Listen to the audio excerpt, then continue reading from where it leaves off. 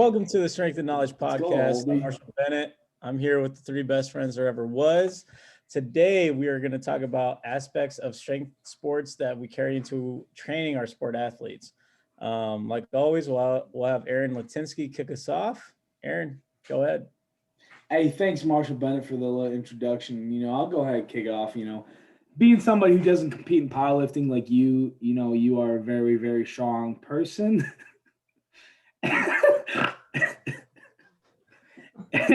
I hope that shows up when it goes to you. So we do our bleepers. But I'll go ahead, keep going. Being professional. I'm like Marshall Bennett, even though he's 45, which he's old enough to be my dad. We'll go ahead and in all programs for no matter if it's high school, college, or whatever, or even any type of athlete, even if I was ever in like a private sector or just training an average person, there's going to be factors of weightlifting, powerlifting, Olympic lifting, bodybuilding. Even if I did some circuit stuff, you could label it as a CrossFit circuit or somewhere. In my opinion, they're all just kind of tools in the toolbox, and realizing which one you think would work for your population. Because at the end of the day, you guys know me, I'm a very big Louis Simmons guy. So at the end of the day, we're all doing conjugates. We're all working on that different phases. We're all trying to get stronger. We're all trying to get faster. We're all trying to get bigger. And that's pretty much what conjugate is working all those different factors in one program. Conjugate isn't just West Side, because that's what they do. West Side. As people say, you don't do West Side unless you're at West Side. Then go ahead, look into like a powerlifting, squat, bench, deadlift. Most times, every program squats, bench, deadlifts. You might not actually do a straight bar deadlift or a conventional deadlift. You might do sumo, you might do trap bar, but that variation is based off of the powerlifting deadlift. Same thing, how I kind of use my off-season program is kind of based off you might actually think of a powerlifting program by use the periodization of Jim Wendler of the 5-3-1 for my off-season guys. Even though it was based off at first, it was 5-3-1 for powerlifting or 5-3-1 for whatever that sport is training for that maximal strength. And for my more advanced guys, I'd like to eventually go into an APRE, which at first, same thing, if I remember correctly, from Mel Siff was the first introduction, which first I heard about it. I could be completely wrong, but I think that was first for Olympic weightlifters overseas. Then over now, Brian Mann has made it kind of popular here. And that's what I personally used for my powerlifting. And same thing, I might have a different tweak for my personal powerlifting and how I might tweak it for my athletes. But at the end of the day, I'm just trying to get the athletes in that block of just as strong as possible. And then same thing, I do my cleans. So we got a little hint of Olympic lifting. I would say wouldn't be the most sprinkling in my program of Olympic lifting, but we do hit a little bit. We do cleans. I like to do some clean pulls every once in a while. I haven't done any snatches lately. Probably won't do snatches for a very long time with my guys. Then goes back to the bodybuilding approach. All my accessories. A lot of my guys or girls are weak, so they need volume. So they need high reps, the 8 to 12 for some accessories. And that's a great way to build on the volume, and eventually, hopefully, that volume will build a little mass on them because they are skinny. They need to add some size with that volume, with that hypertrophy training.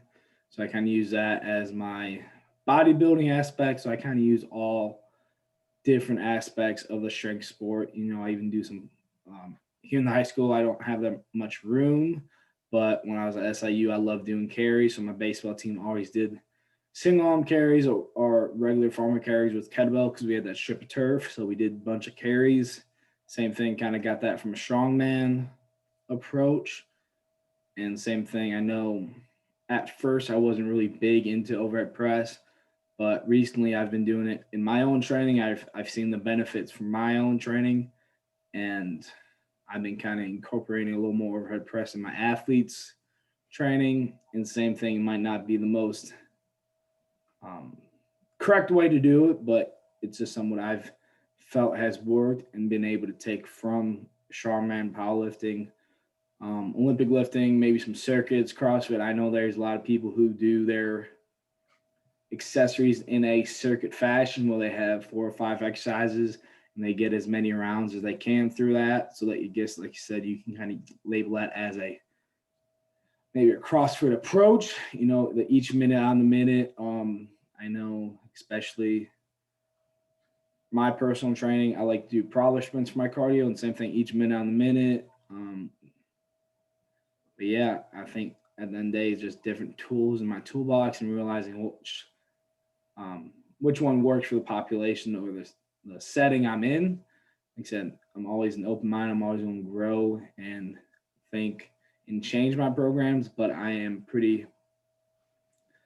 do have that philosophy of, yes, we'll go into squat, we'll go into bench. I would like to deadlift our athletes sooner than later. I'm still kind of toying around that because we only have 4 trap bars, so I'm thinking we'll probably do convention or sumo.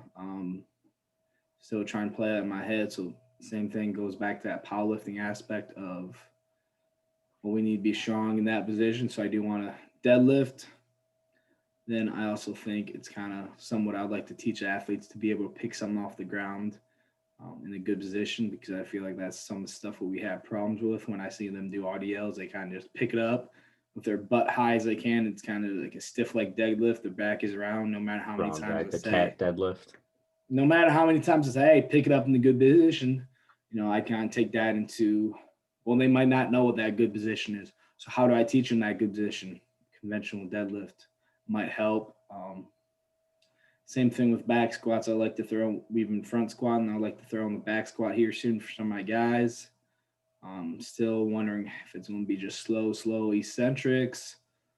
We got boxes, so I'll put boxes on all the guys to get to depth, but I'm still kind of toying around that. But like I said, there's just all these different tools in the toolbox, and I know I try and get a big toolbox and simplify it as much as I can when I'm actually programming, to have a little smaller toolbox. But like I said, at the end of the day, I would like to have a big variety of tools in my toolbox, and I think all those sports has helped me and helped me grow as a coach, and helped me grow to be able to coach my athletes better. Of no matter what, if it's a powerlifting aspect, bodybuilding aspect, Olympic, CrossFit, strongman. So let's go ahead, and that's my approach. Sam, hit us with knowledge.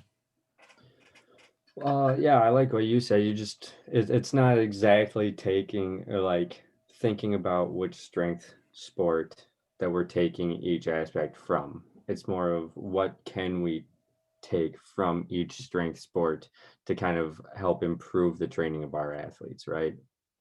So like I think back on how many coaches, strength coaches, sport coaches, whoever, who say like, we don't train our athletes like powerlifters, or what's even more wacky to me is we don't train X team like Y team, because I'm going to break it down a little bit more from there. But if you don't train them, if you say you don't want to train your athletes like powerlifters or bodybuilders or whatever, it's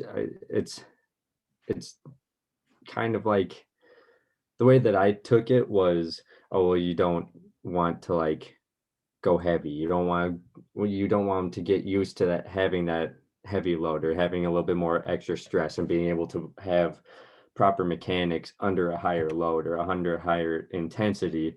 But then you're going to go out onto the field and make them go 100% and maintain their technique and form then.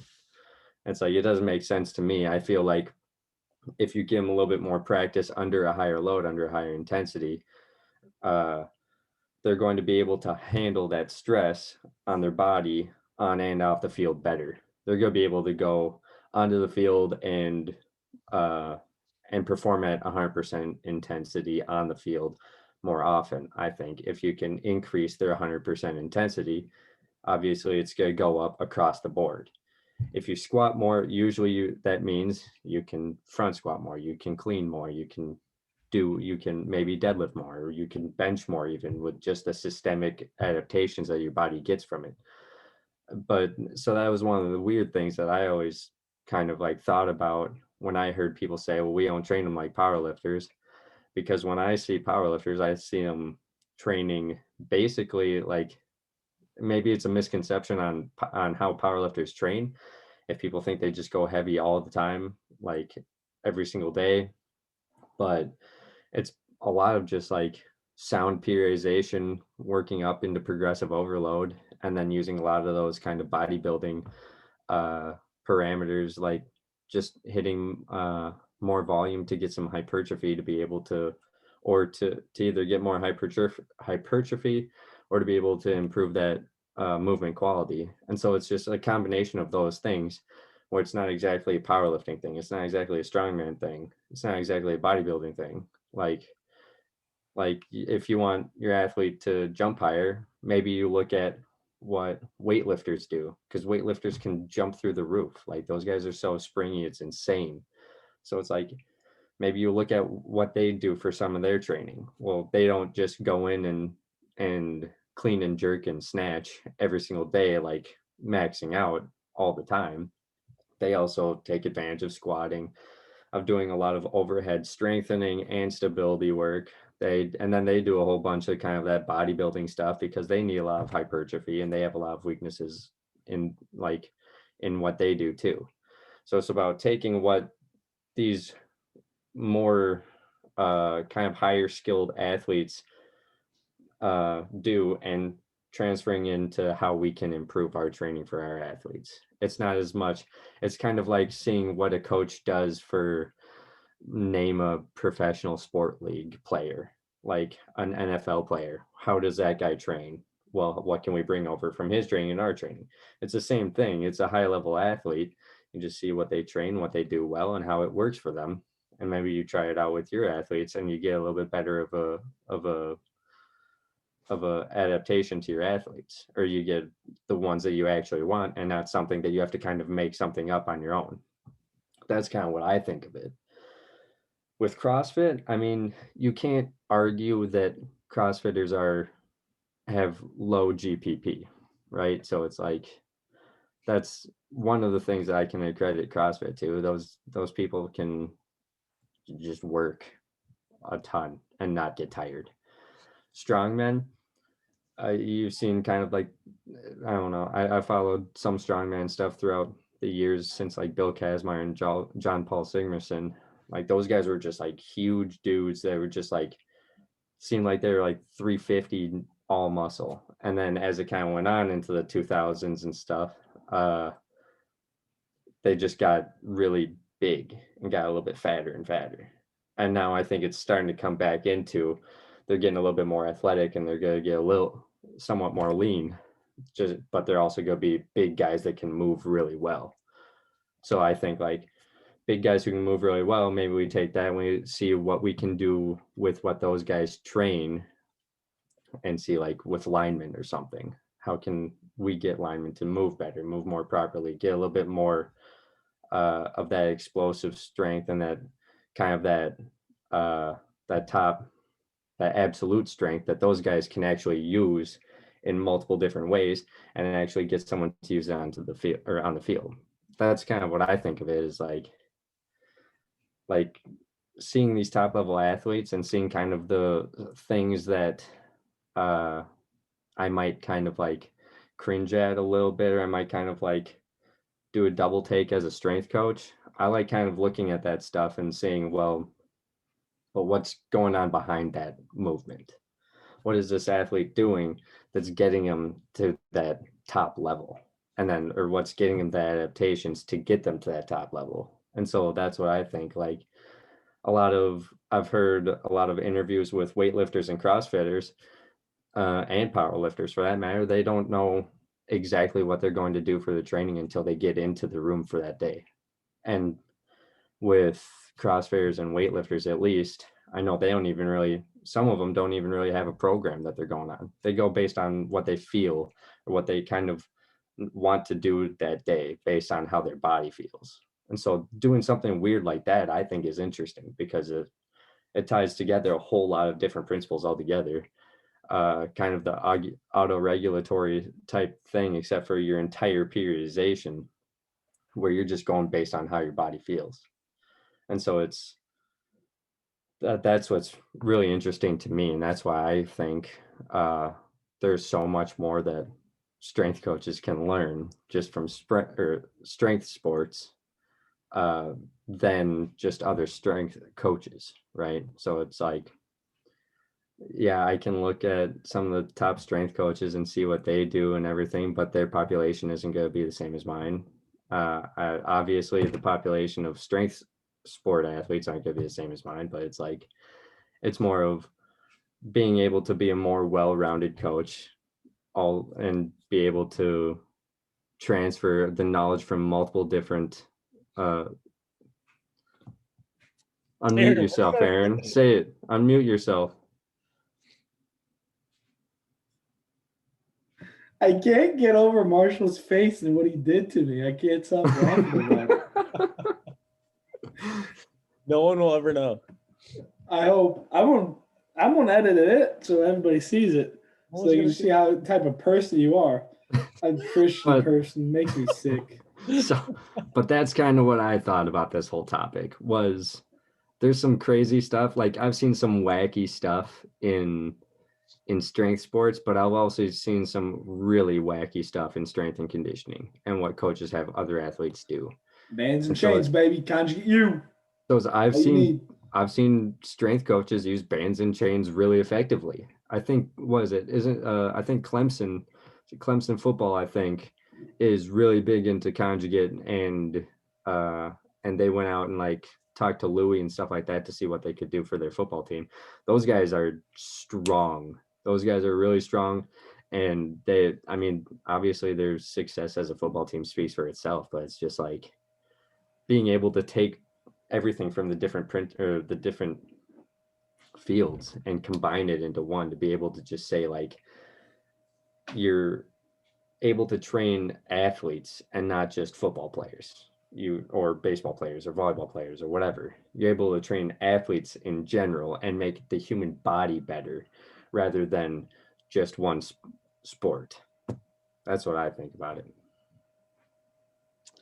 Nice. Well, so when it comes to me, it comes to this topic, I kind of see myself, utilizing everything. Obviously, when it comes to powerlifting, obviously, we use a lot of that. We're going to squat, we're going to deadlift, we're going to do bench, and we're going to use bands and chains, And if everybody knew what everyone was doing right now, you guys would be disgusted, but don't worry. I'll just let you know you guys would be disgusted. Anyways, I think like bands and chains, I think, are one of the best and probably most underutilized tool in the toolbox. Even with just like high school female athletes, some of the things that I see them struggle with is coming out of the hole in a squat, coming up on the way up from a bench press. Just those little like restrictors that you see on normal bench presses, on like heavy squats, heavy bench presses, that just the little factor that you have to get into that accommodating resistance while you're building back up and through the movement. I think bands and chains are one of the things that help the most. And I've seen the most benefit for just female athletes as well as male athletes. But like Sam talked about, you see coaches utilize that stuff and they kind of bastardize the movement too. I mean, I've seen somebody use future method with the bands on top of the rack, pulling the bar back up so they can come out of the hole with chains on it still. And that, what sense does that make at all? Like, you're doing two things at once, right? Like, or the floating chains that don't do anything except for just add weight. Right. And like the instability of it and everything like that. But so strongman wise, I'm always going to do carries. I love carries, suitcase carries, farmer carries, unilateral carries. How did you hurt your ankle at Iowa? Wow, you're gonna come at me like that. Anyways, big fan of carries. Gonna utilize those all the time. I can't believe you brought that up. That's wild. I think when it comes to show the video, when it comes to CrossFit, I don't. Aaron's just gonna edit the video in right now. I hope he doesn't. All he has is the video of me walking out with ice on my ankle. when it comes to CrossFit, don't really utilize a lot of things. I do think, the AMRAP, as many rounds as possible is probably the one thing I might want to utilize someday. I mean, it's in my toolbox. I know what it is. I can utilize it if I want. I just haven't really seen a necessity for it yet. Haven't really utilized it yet. That's just What about personal recoverability? preference. Huh? What about recoverability? Improving the GPP to be able to recover from a higher intensity and more Yeah, volume. what about us actual strength coaches not in private sector? Maybe you only have 20 minutes, so you got to do get as many rounds as you can, just actual. I have to sidebar. I cannot be with you in that actual strength coaches when I was trying to help you out there. Right now. Trying to help, well, two things. One, when I was in Iowa, if coach told me I had 40 minutes, then I would tell him exactly how many sets we would do because everything was based off 5 minutes. 5 minutes for 3 different exercises, one person was spotting, and I'll utilize all the time that you give me. But I don't think you have to use as many rounds as possible or anything like that, because then you get away from tracking how many reps and sets is each athlete going to get in that period of time. All that kind of goes out of the window when you're trying to program and make sure that you're tracking volume and all that kind of stuff. The second thing when it comes to GPP, Sam could attest to this. I was totally against the Matt winning 4x25 with athletes. When we went to the conference and we came back, Sam, you and another coach really started utilizing that back when we were in Iowa. And I was pretty hesitant towards it just because how some athletes can be where you tell them to do 25 reps. Are they really going to do those 25 reps? In a college setting where you have, let's just say 20 athletes, one coach is watching 20 athletes, it's hard to count all those reps to make sure that they're getting all 25 reps. But in the private sector, I've been utilizing it a lot lately, really dove into that Matt winning 4x25 and kind of seen and understand why you should do it. When it comes to strength, it doesn't necessarily only just talk about how strong you are. Your muscles have to be well conditioned and be able to withstand a long duration of time under tension and stuff like that. Right. So I really dove into that, got into it, and I've been using it a lot with return to play athletes, and I've been using it a lot with the pro athletes as well. So, I think it's a great tool in the toolbox to utilize from the conjugate U, as Aaron likes to call it. And then, bodybuilding, I think Aaron brings up, the best part about it, right? We're going to use 8x25s with accessories and stuff like that. The one thing that I really get hesitant about, and, here I run the internship with, 16, right now we have 16 interns, right? And you see a lot of guys and girls that come in, and I don't know about you guys, but when I was in college, it was a lot of, let's do everything by 10s, do everything by 12s, do everything by 20s. Like you do a lot of volume and not really understanding what you're doing. You're going to do back day, chest day. You're going to do all these different exercises on one day. And these interns come in, they talk about it too. They're doing, 4x25s. And to me personally, and I tell these to the interns, and, I might get bashed on for this, but I just think when people program throughout all their tiers, I'm not just saying one specific movement or one specific exercise within the whole program, but if a whole program in all 3 tiers are all like 3x10s or 4x10s or 2x10s or anything along those lines, to me, I just feel like that's very lazy. Like that's a lazy way to program. And that's how people kind of get away from it. Like, hey, it's 4x25, we'll be good. You know what I mean? Like they don't really think about, are we trying to get to volume? Are we trying to get strength? Are we trying to get power? Where are we at in those boundaries? And then lastly, the one I utilize the most is probably weightlifting. I'm a big fan of Olympic weightlifting when it comes to cleans, jerks, snatches, all that stuff. I really follow the program and the value of, pulling from position 1, then go into position 2, then to position 3, where you work from the top down, not from the ground up. And, in college, I utilize from the ground up a lot. You start in the power position or from the floor, and then you go into the hang position. A lot of programs that I've worked with, and personally myself, I used to do that as well. And then I kind of met some really good people on the Olympic side of things and really understood and learned about, position 1, position 2, position 3, and understanding how, you learn position 1 and then you go from position 2. Once you learn position 2, all you have to do is get back to position 1. It's the same thing that you're just learning, right?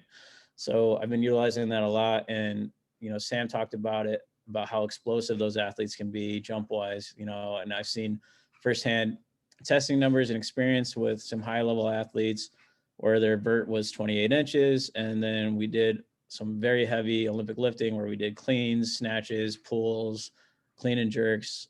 And at the end of his training, 8 weeks, he was jumping like 35 inches again. He said that's the same height he jumped at the combine. So, you know, you see a lot of good return in your investment when it comes to Olympic lifting. I think you get a lot of strength and power from that movement. And then overall, just when it comes to like strongman and powerlifting, I've gone really far away from the 1 rep max. You know, a lot of the times I do 3+ rep maxes, kind of what we did in Iowa. The only time I probably do anything like that is maybe when we use chains or something, but you know, I haven't really done that in a long time. And then with conjugate, probably using the dynamic method, you know, doing some speed stuff, but nothing with the 1 rep max. All right. Well, I appreciate everybody tuning in this week to Strength of Knowledge. You know, drop your comments, share us. Let's talk. We're trying to get somebody as a guest next week. So please reach out if you guys are interested. Thank you guys for your time.